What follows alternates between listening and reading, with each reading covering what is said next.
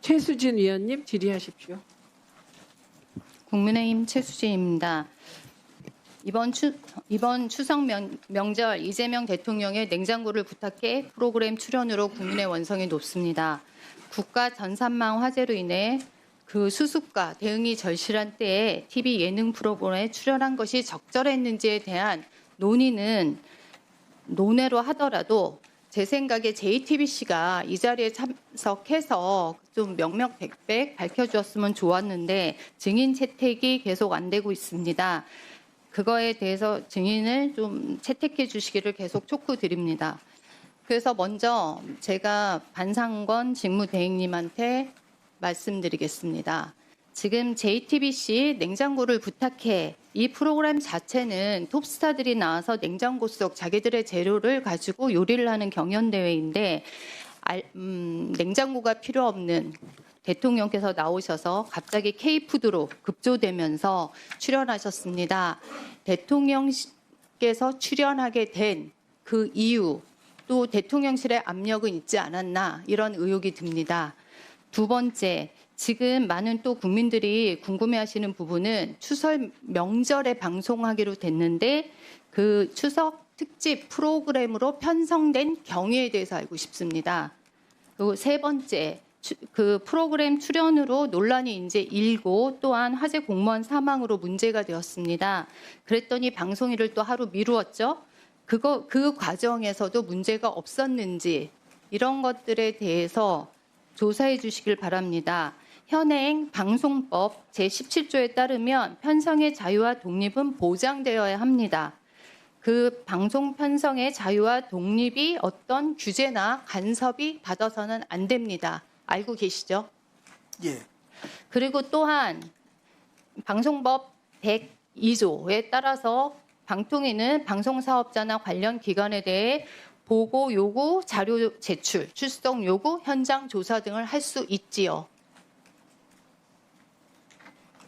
있어요, 없어요? 자료 요구 할 수 있습니다. 행정조사권이 있습니다. 규정에 있고요. 그래서 지금 이 건에 대해서 조사를 해주시고 국민의 의혹이 있다면 국감을 통해 사실을 밝혀야 된다고 저는 생각합니다. 마지막 종감 때까지 이거에 대해서 저에게 충분히 자료를 제출해 주시기 바랍니다.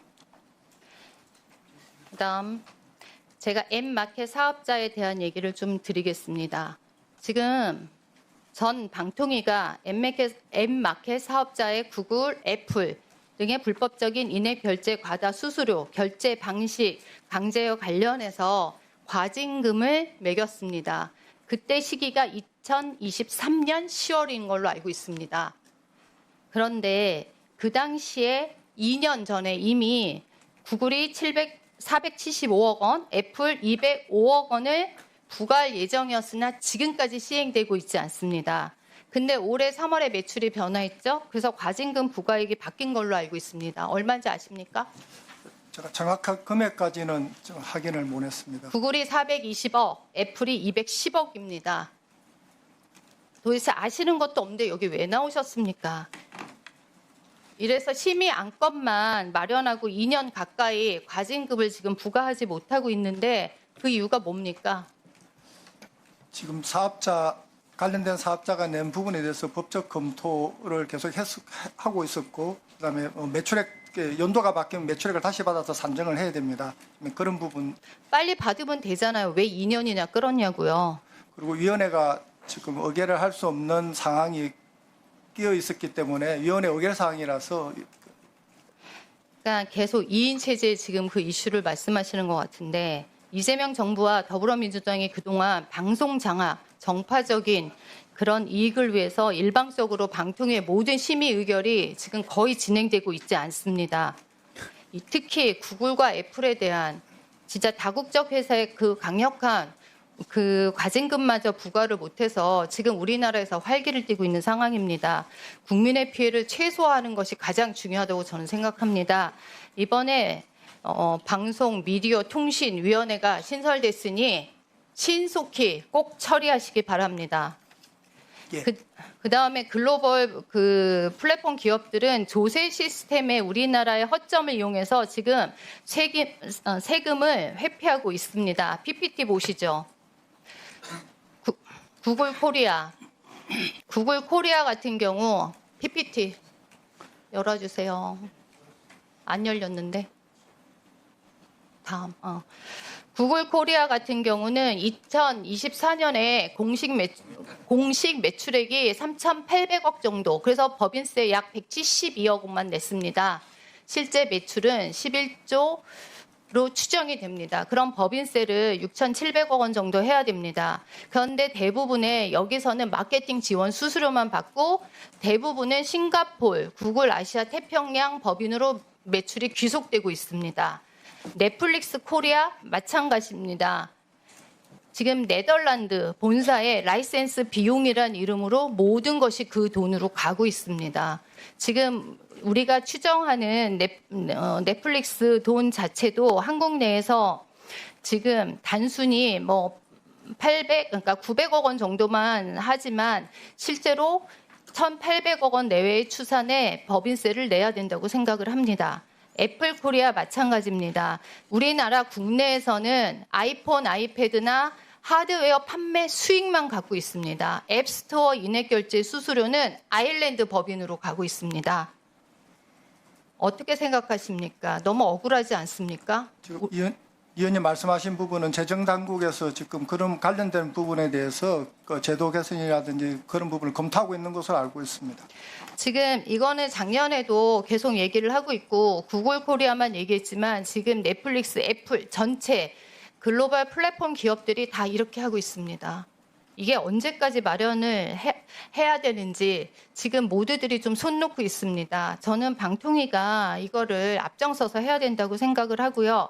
국세청, 금융이랑 함께 해서 이거에 대한 제도적인 것이 절실합니다. 어차피 오후에 나와도 별말 안 할 거라고 생각을 합니다. 그래서 실제로 네이버나 다음 카카오 같은 경우는 우리나라에서 10조, 7조의 매출액을 이루고 있는데 너무 턱없이 적은 수준으로고 또 실제로 우리가 추정을 했을 때 그 돈은 0. 몇 프로 거의 공짜로 장사하고 있습니다. 그 다음 이런 기울어진 운동장 꼭 저는 이번에 해결해야 된다고 생각을 합니다.